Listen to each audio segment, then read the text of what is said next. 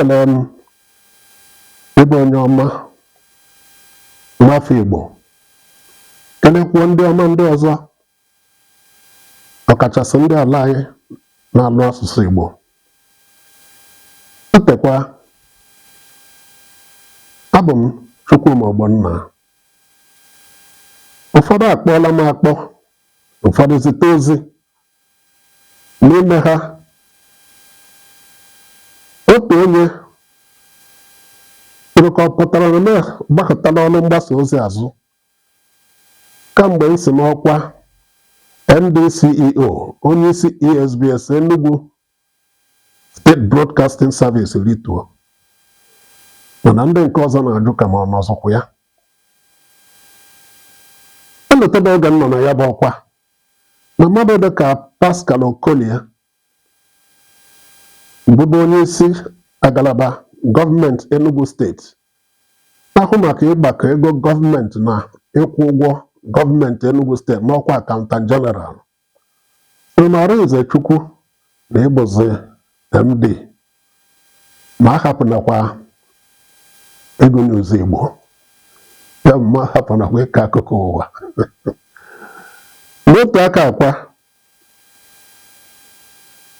Ozege Edward Ụbọchị, bụbu onye isi ụlọ ọgbakọ Enugu State House of Assembly, sị m bịa nwoke m, ị na-abụkwa MD, matakwa na ihe eji mara gị bụ Ego News. Wee lọta onye nke sitere n'ozi o zutere tụọ m eze Igbo, ụmụnna alakwa ezumike nka, mụ matakwa na agadi nwaanyị anaghị aka nkara egwu ọ mara gbaa. O wee bụrụ ihe mwute, bụrụ ihe ihere na ndị ọ baala anyị na ha abịa, ndị ọkachamara ha esoro ma ndị ezi omenala ha ma ndị ọzọ gụtara akwụkwọ ọnụ ya ajụda asụsụ ha, Hausa ma Yoruba, ha sụọ ya, sụpụta ya mma. Mana ọ daara ndị Igbo osu. Ịghọtaghị ihe m na-ene, try kwuo, try ya ma dabara, osi ka ịkpọ the driver, by and large, wee na-asị ọ bụ gịnị? Ọ gịnị tinyere ndị Igbo n'ịsụ ngọngọ n'ịsụ asụsụ Igbo? Mana dịka nwaanyị na-esi ogiri si mara ijiji anya kpọrọ, amaara m ụzọ kpọrọ ma a ga-ejekwuru maka ya bụ asọmngọngọ. N'ike otu onye, ejizi m mmụọ ebule duo azụ ọbịa ọgụ asị izu ka ozi Igbo Chukwuma Ogbonna.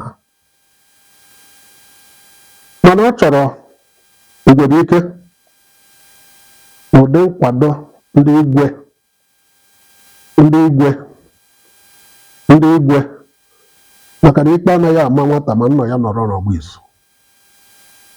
Ọ chọkwara nkwado ozugbo Igbo bụ Igbo ndị ọzọ maka na igwe bụ ike. Onye nnu ya ka ọrụ ibe ya kwa izu ka ozi Igbo Chukwuma Ogbonna. A ga-eji amamihe ndị gboo gboo, ilu, wee na-emechapụta ya bụ ozi Igbo, maka na ilu bụ mmanụ ndị Igbo ji eri okwu. Ụka ilu adịghị bụ olu ọtọ.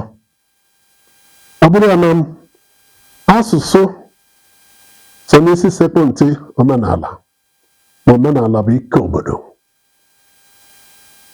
Kwa izu ka ozi Igbo Chukwuma Ogbonna, onye nụ ya ka ọrụ ibe ya.